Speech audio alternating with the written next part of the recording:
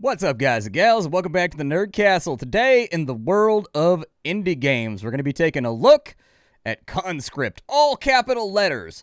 Now, initially, I had thought this was like a zombie survival game inside the trenches of World War I Verdun, but after fiddling with the game for a little while, I'm recording this in post as a different intro because, honestly, I'm not so sure. I don't think there's actually a supernatural element to this game. It's just I played it without reading the description, and, the impression that I got from the noises that were being made is there was something supernatural going on, but I don't know that there is. Maybe you give me the thoughts in the comments down there. I don't think that there is after looking at it a little bit further. But anyways, this is a game that takes place in the Trenches of Verdun. It's a survival horror game that is very much invoking the imagery of old games like Resident Evil on the PSX way back on in the day. And ultimately, the goal while playing this game is to navigate the trenches in the middle of a gas attack. You solve puzzles, you get firearms, you fight with people that have gas masks on, all that kind of fun stuff. You beat them down with crudely implemented trench tools, all that kind of fun stuff. And so honestly, it's got me kind of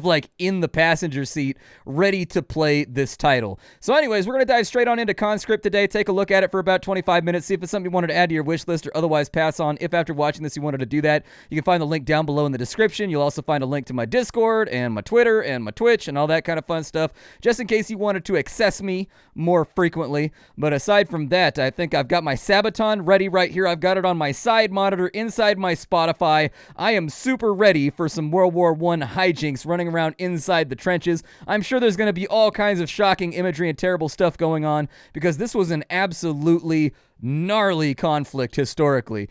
So anyways, we'll go ahead and go with a new game.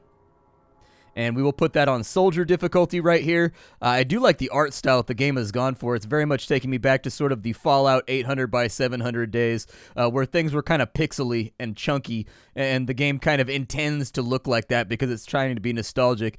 So anyways, we'll figure out if it succeeds as we get a little bit further on in. We'll go ahead and enlist in the Army. June 1st, 1916. Dear Ma, I hope you're doing well. It's been 4 weeks now since we've been stationed at Verdun. It's with great relief that I can finally write back home to you. I know that you've been thinking about Pierre. They sent him to the medical bunker after he was shot. I'm still stuck in this miserable support trench for a few hundred meters downhill. No signs of infection in him, which is a miracle given the conditions that we've been in lately. We've been fighting the Germans over the fort for weeks on end. It's swapped hands multiple times over the last couple months. I don't see what the point is anymore. The fort and our trench have no more artillery, and our water's poisoned, and our supplies are low. In a week, our platoon is going to be shifted south, back towards the village to resupply. It will be a relief to feel clean water on my skin once more. I will bring both of us home, Ma. Worry not. Promises made, promises kept. I'll write...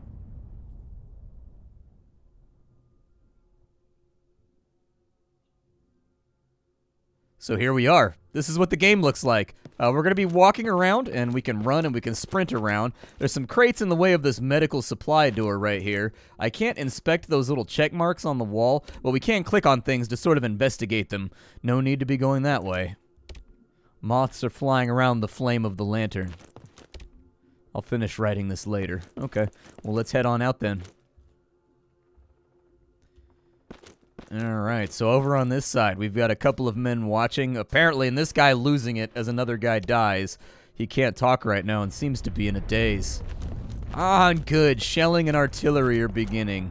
Can I go inside this stone building that looks like it might survive a hit? The door won't budge. The blockhouse has been locked, but we haven't really been told why. A key is required. Okay, well, I don't have a key then, so let's keep moving down the line. Can I go this way? What's down this way? It looks like it's just a little blocky area with some dead guys inside of it and some kind of cage or something over there.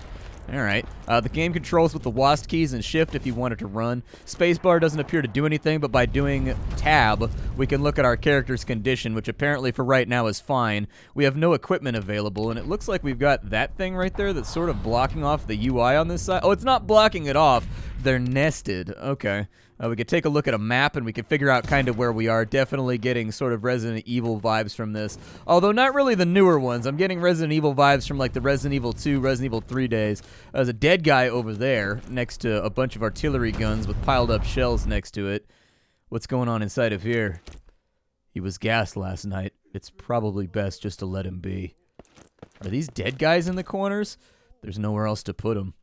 That doesn't speak well of this guy's chances if they put him in a room full of dead guys. There's literally like desiccated, annihilated corpses in here, and you put the gassed guy in there, man? Oh no. Well, sucks to be you, dude. Apparently you got put on the expectant list. Feels bad. My man got himself the black armband.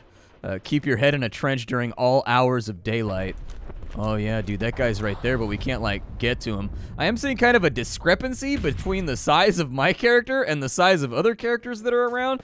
I don't know if we're just, like, a particular giant or if everybody else is tiny, but we do seem to be a very large... We're like an Abe Lincoln-sized man compared to everybody else. This guy seems to be more normal-sized. Maybe it's just a perspective thing. He's bleeding profusely from the stomach. Doesn't look good. Okay, that guy's got a different outfit from everybody else. I should speak to the company commander first. I'm gonna guess that the guy with the fancy pants is the company commander. No ammo. Private, they're back in the fort. Our last machine gun is out. The last rounds are inside weapons storage. Run up there, bring the rounds down now. If they break down or they back us down here, we are finished. What are you waiting for? You want one in the back of your head? Get moving. All right, fair enough, dude. You don't have to threaten to murder me. I don't even have a helmet, man. All right.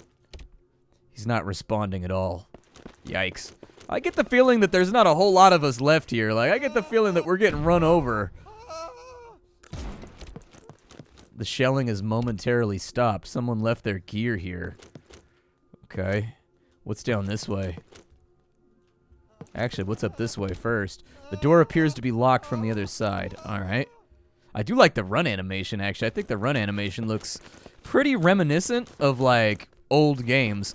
Like, it's got, like, a chunkiness to it that I would assume is intentional when it comes to the animation design, because, like, this very much takes me back to kind of, like, the PlayStation days right here. Like, it's a good animation for, like, the PSX generation, and so my guess is they've intentionally designed it that way, sort of to go back to that time period. What do we have going on here? Someone has tried blocking the door into the fort, but it's not going to hold them for long. It won't be long before we're raided, and it's going to take a miracle for us to survive another raid. I just want to go home. Yeah, that's understandable. This seems like kind of a trash environment. Always be ready for combat. Can I get this shovel right here? Looks like there's something right here. Take the raiding club. Yeah, I guess I'll take the raiding club. Was there anything inside the locker? So it looks like we can just equip that from right there. I do appreciate the mouse control. A lot of games that try to harken back to Resident Evil or Silent Hill, what ends up happening is you have this menu right here and they force you to navigate it with like the WASD keys and like spacebar or something. And honestly, I've been playing Elite Dangerous now for like 300, 400 hours and it's become a particular sticking point for me.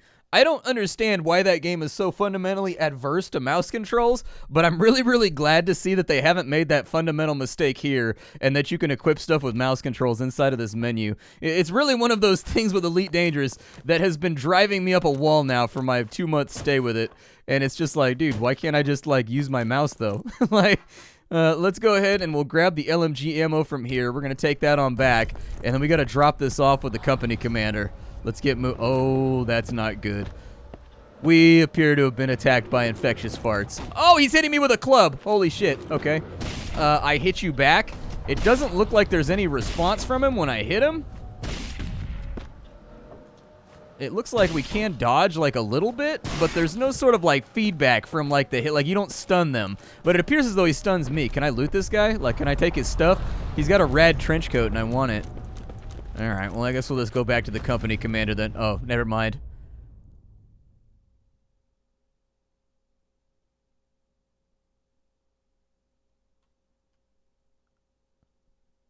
It's kind of stirring, in all honesty, how quickly the game goes from like the sounds of like a battlefield to absolute silence. I actually think that cut there is very, very good. I think what they could do to make it better right there is you should hear the shell coming in.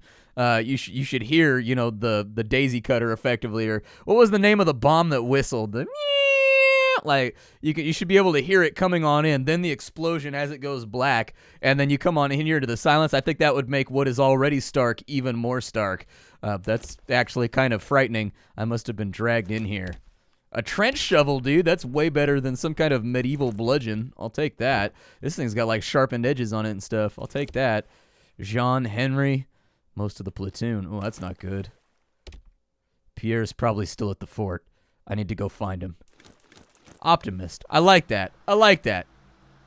This, you know, I see a body full of dead guys, and I think to myself, all hope is lost. He sees an entire trench full of dead guys, and he thinks my brother is fine. I respect it. It takes strong willpower to kind of... It takes a strong will to be an optimist on that level. That's still locked. Let's go see what happened to the bros over here. Looks like they cleared the hell out of the way, and that door won't budge. A key is required because it's been locked for trench raids. Okay. Can I go get my note, or is my note gone? Field Operations Manual. Various items can be used from your inventory. Weapons can be assigned to the 4 quick select buttons. Certain items can be combined to create medicines, ammunition, and tools for the field. If space is limited, consumable items and ammo can be discarded. Think carefully before you do this. Always pay attention to space in your field bag and only take what's necessary for survival. Be vigilant. The enemy can strike from anywhere. Stick to assigned trenches. Keep your head down and only advance when ordered by your company commander. We want to bring you home to your family safely. Okay, when we've taken that, it looks like our letter is gone, but there's some footprints here. And the interactability is gone from that side. Ooh, what is that, a C96? Yeah, let's get it, C96. Picked up the pistol. This is actually a damn fine weapon right here. The C96 was very, very much in front of its time. The C96 was, like, objectively one of the first actual one of the actual first battle-ready, could actually stand the rigors and dirt and, like, nastiness of combat semi-automatic pistols ever to be invented. It's called the C96 because it was invented, well, the prototype was released in 1895. However, the first commercial release was 1896. And it's actually, if you take a look at the gun, a little bit of trivia about this firearm. This is actually the inspiration for Han Solo's gun. You can actually see it on inside of there. And another fun fact about gun collecting, there's actually a global shortage on accurate C96 pistols because of Star Wars cosplayers. They bought up all of the spare parts and all of the supplies for actual feature-correct C96s that are not like Chinese copies and stuff like that, and it is actually incredibly difficult to get your hands on a C96 nowadays, which is weird because it's actually one of the most produced weapons. Like, it's actually a very, very common pistol, but they're hard to come by nowadays. I think we can break these barrels right here. Yeah, we can, and there's going to be things inside of them. Bullets. Yeah, I like bullets. Let's say that I equip this. How do I put this on the radial wheel that it was talking about? Ah, there we go. Okay, so I'll put that on the 2 key. I'm going to put this guy on the 1 key. And let's just see how the weapon swapping works. Looks like it works pretty well. We can actually swap on in. It looks like in the case of that, we've got 8 directional targeting right now. Okay, fair enough. Can I break this crate? Oh, you can loot it. There's a med kit inside of there. Okay, so we've got a first aid kit. Ooh, I don't like walking into that door blind right there. I would actually recommend that as they develop the game, they capitalize on that. Walking into blind spots like that, that's actually like, I don't like that at all. There could be somebody waiting for you along the margins. What do we have going on in here? Take the gunpowder. Yeah, I'll take some gunpowder. Why not? The Germans have been relentless in their push for the fort.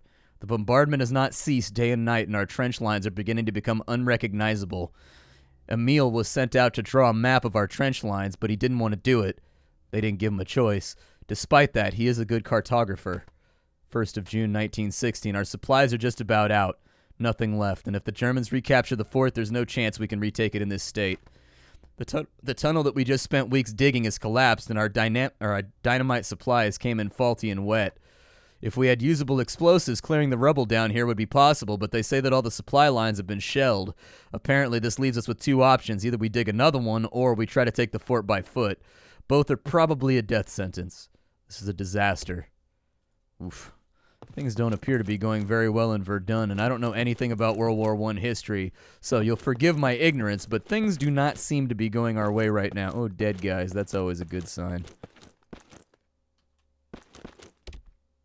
Lead matches. Okay. Fair enough. So that's been gassed. I don't know if we're going to be able to go through there without a mask. I don't want to go too much further into this little area without kind of knowing where I'm heading. Hey, more bullets. I'll definitely take it. The weapon swapping feels very, very good. I was worried there was going to be like a little bit of a delay or whatever, but it actually feels all right. Let's go ahead, and I'm going to take the pistol out because I feel like we've got a reload ready to rock. And that's my general rule for Resident Evil, is if there's a reload ready to go, I run that gun. Here's somebody walking. What is that? Oh, it's a guy with a club. Okay, all right. Well, he's dead. Can I loot him? No. He definitely didn't make a human noise. And we got a first aid kit, so that's good. Oh, we can only have one for... Oh, our inventory's full. Oh, no bueno, dude. Okay. Just a dead end down here. Do I still have the LMG ammo, or did they strip that off of me? I would assume that's one of those things that they stripped off of me in the heat of the shit.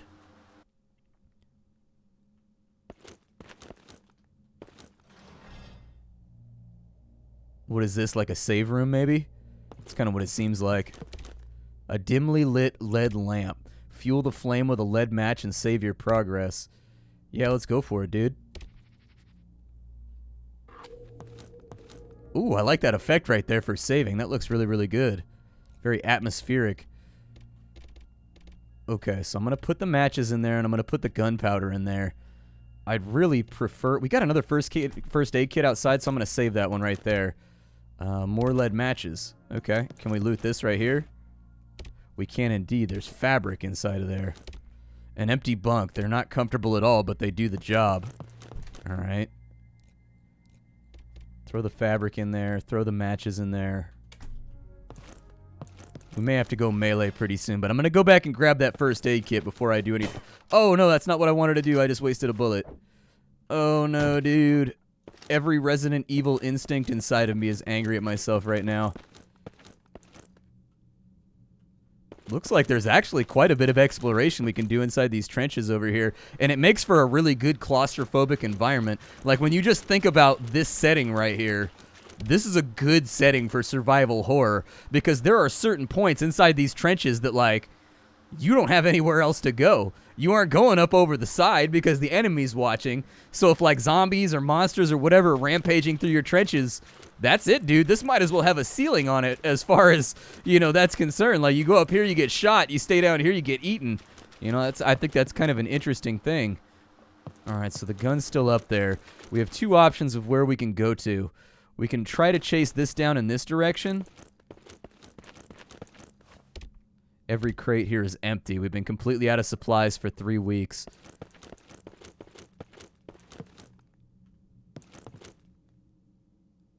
Ooh. I like the Resident Evil style lock on that too. I didn't expect that. At most, I expected like a little number pop-up that you would interact with, but not like a full screen interaction menu. Me gusta. Some fabric in there. I don't particularly know if we need the fabric. The atmospheric noises disappeared. I'm not a fan. Killing or wounding of homing pigeons is punishable by 6 months imprisonment or a large fine. We remind you that homing pigeons are doing valuable work for the government and war effort.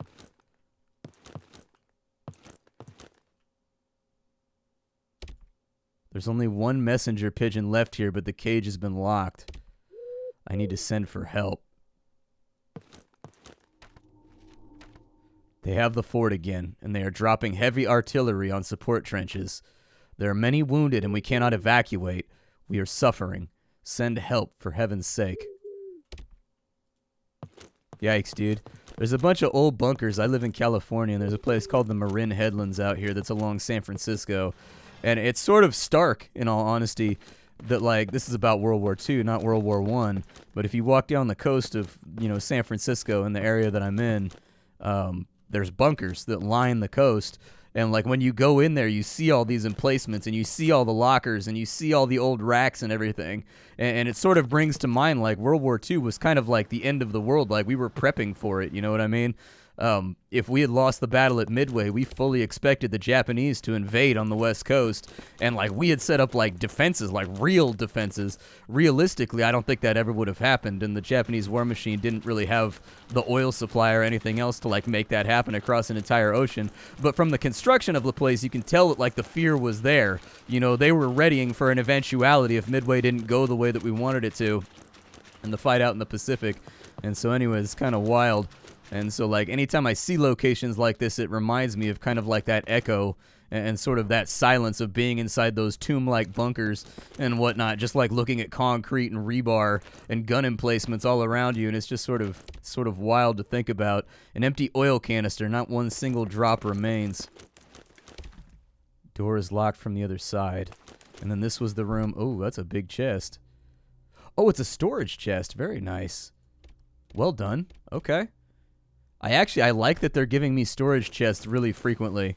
I think that's a good thing to do, especially if you're going to have like a solid density of items that are just laying around that the player is expected to carry around. Out of order rusted rifles. They don't work. Just some old tattered uniforms. Okay, we can't walk in between that right there. The door appears to be locked from the other side. And it's got blood on it too. Of all the things that I am, I'd say that I'm not incredibly enthusiastic. Okay, let's maybe not go in there. Our character's coughing.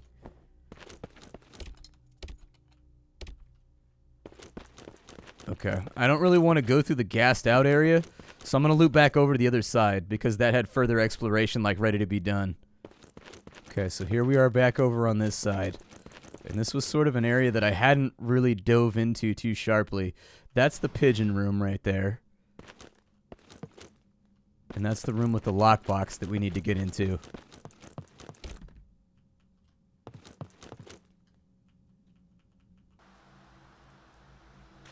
Alright. I don't hear footsteps. Take a stopwatch. What we need a stopwatch for? It's Dad's old broken pocket watch, handed down to Pierre. He never leaves home without it. Oh, really? That's definitely a weird thing to find.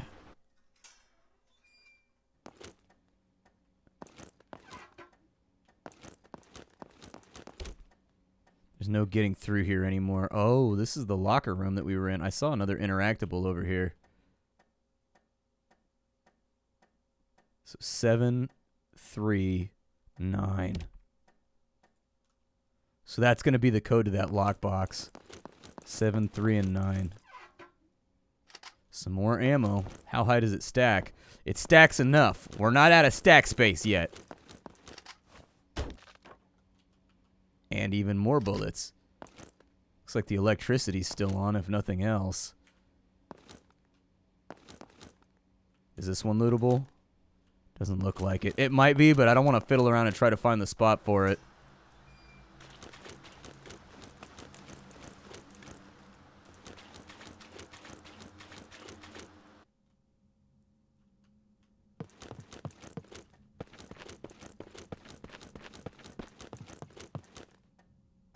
Alright. So we had 7, 3, and 9, as I recall.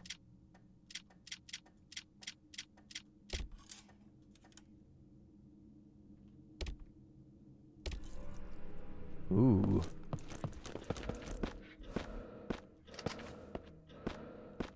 Where's he at? Oh, I like the jitter it puts on the cursor right there. I'm not doing that.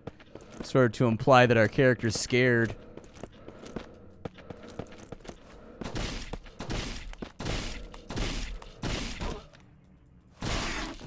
Well, I mean, we killed him. I would like to see if there's some kind of defensive ability or like a leaning dodge or like a parry. Maybe. Maybe they just expect me to like run away right there. But like the C96 has a very fast fire rate. That's what made it so attractive as like a trench weapon and as a field weapon, is that bang bang bang bang bang bang bang, like you could really dump it if you wanted to, which at the time, I mean, the French army during this time period was using like what, the Lebel, I think, which is like a great rifle. Like I've always wanted to own a Lebel, but you know, the C96 could put rounds down range. I think the C96 is calibered in a bunch of different ways, too. I think it's largely 22, 30, and something else? I don't recall, though. Like, I think it comes chambered in, like, just about everything, in all honesty. Do I have to use the key, like Resident Evil style? I sort of want to drop some of this stuff off in a storage box. Like, we have a lot of things in our inventory right now, and I assume at some point we're going to be able to, like, increase our inventory size, because if you look, there's extra squares right here, so I assume we're going to find sling bags and stuff like that as we go through the game. Oh, that was my cursor, dude. I thought something moved on the bed. It was just my mouse, dude. This game's making me kind of jumpy right now. I'm not going to lie to you. This game's making me, like, a little tiny bit jumpy right now. Like, not crazy jumpy, but, like, jumpy enough. All right. I think they've done that actually speaks to kind of the efficacy of the atmosphere that they've cultivated. Now we just got to figure out what trench door this goes to. There wasn't a door inside of there. That was the dead end room. I think we need the gas mask before we can go into the room with the gas. Luckily, I sort of feel like we're not going to have too hard of a time finding a gas mask in this environment. Just with the sheer volume of gassing that was going on in this time period.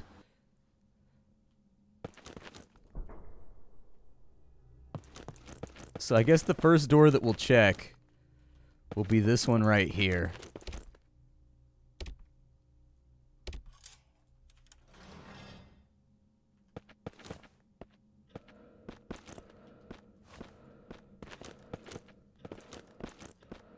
Definitely hear walking. There's something in here.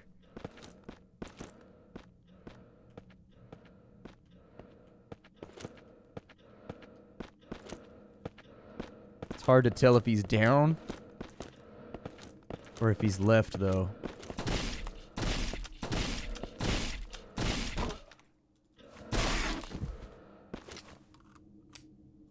I think that was the only one, but I'm not sure. I definitely don't hear any more footsteps. Crates full of barbed wire. Oh, we've got blood on screen. Apparently our health is at danger quality right now. I'll go ahead and patch that up.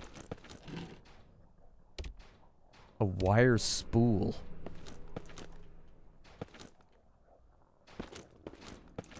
Oh, that's a new sound, dude. I don't like that sound. Oh, there's something behind the door.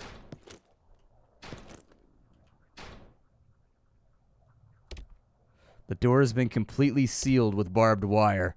The only way to get through is to cut it. See, this is why I always tell people, if you ever find yourself in a survival horror situation, you don't look for a gun, you don't look for a knife, you don't look for a med kit, you look for wire cutters, dude. Every single survival horror game, there's going to come a point where you can't get past a certain spot unless you have bolt cutters or wire cutters. That's all I'm saying. Every survival kit for any type of like zombie apocalypse thing, if Resident Evil has taught me anything, it's that you're always going to need bolt cutters. My name is Splattercat. This is called Conscript. I actually really, really like it. I think they've made it just clunky enough to where it definitely is invoking on that nostalgia of PlayStation 1 era horror games, but at the same time, it comes with enough like modernities like mouse control and like mouse aiming and stuff like that to really make it come around. I'd like to see the combat get like an extra layer to it, like an ability to dodge the enemies. I suppose I could fire at them and then run while they're stunned and then just keep running backwards while kiting, but like when you go into melee, like I'd like to be able to maybe like cancel out a swing in order to kind of like not even like lunge to the side, but just sort of like parry or maybe like stop a swing against some of the smaller zombies or whatever. But anyways, I'm actually intrigued. I can't wait to check this out when it comes out. My name is Splattercat. I sift through the pile to find what's worthwhile in the world of indie games every single day so you don't have to. Today up on the chopping block, we had Conscript. Tomorrow we'll have something else, but what it'll be, nobody knows. Bye, everybody.